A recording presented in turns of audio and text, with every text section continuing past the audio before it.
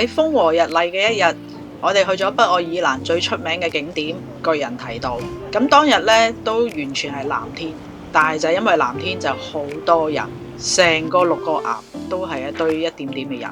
咁行到去六角岩嘅時候呢，啲岩石都好得意嘅，真係六角形嘅。咁梗係要過去影翻張相啦。但係影完之後，我相信都係一定要執相先可以有呢個效果嘅。影完相之後，我哋繼續行，可以見到咧六角柱岩嘅一個石牆。繼續行呢，其實就係同行山差唔多噶啦，有一條山徑可以行到去山邊嘅石崖。條路有少少長，但係望到嘅風景呢非常壯麗，仲可以睇到好多雀鳥喺度飛翔添，有一種天涯海角嘅感覺啊！到最後當然去 Souvenir Shop 度睇下嘢啦。總括嚟講，呢個景點係非常之值得去㗎。